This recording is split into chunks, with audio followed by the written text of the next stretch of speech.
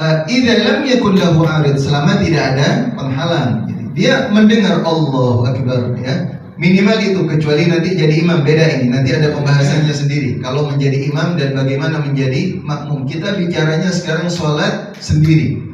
Ketika melaksanakan sholat sunnah atau sholat wajib tapi sendirian. Jadi takbirnya itu harus dilafazkan. Dan juga zikir-zikir yang lainnya sebenarnya juga semacam itu, dilafazkan. Yang namanya zikir itu dilafazkan. Ya, nantinya kalau umpamanya dia baca suratul Fatihah, apalagi suratul Fatihah, tidak boleh baca Al-Fatihah lalu kemudian dibacanya hanya di dalam hati. Bibirnya tidak bergerak. Tidak ada lafaz-lafaz yang dia baca. Kalau kemudian ditanya, kamu nggak baca Al-Fatihah? Saya baca, tapi di dalam hati. Tidak dianggap membaca. Maka itu, walaupun ini kajiannya beda, babnya berbeda, kalau kita perhatikan, orang yang membaca Al-Quran itu tidak dianggap membaca Al-Quran kalau dia tidak melafazkan. Ada orang yang dia buka mushaf, misalnya dibuka mushafnya, dilihat aja. Ditanya, kamu baca Al-Quran? Iya, saya baca Al-Quran. Kok nggak ada suaranya? Dalam hati. Tidak baca Al-Quran yang semacam itu.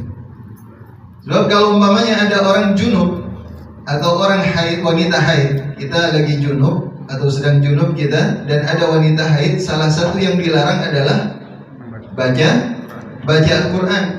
Tapi kalau misalnya orang yang junub atau wanita yang haid, dia melihat ada mushaf, dia tidak pegang, cuma dilihat aja. Seperti ini. Nah, menurut madhab al-Imam Asy-Syafi'i, jumhur ulama mengatakan bahwa itu tidak dilarang kalau sekedar melihat semacam ini. Sebab itu tidak dianggap sebagai qari. Tidak dianggap membaca Al-Quran. Makanya kalau dalam lafaz-lafaz salat juga semacam itu. Baca Al-Fatihah itu harus dilafazkan. Zikir-zikir yang lainnya juga dilafazkan semacam itu. Nanti juga baca sholawat kepada Nabi ketika tahiyat juga harus dilafazkan. Baca tasyahud juga harus dilafazkan.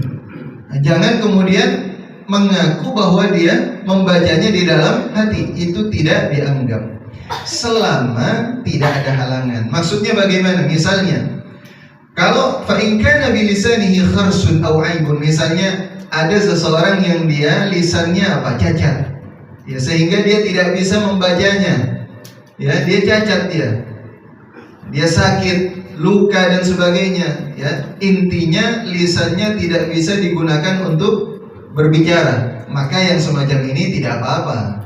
Maka yang semacam ini walaupun dia tidak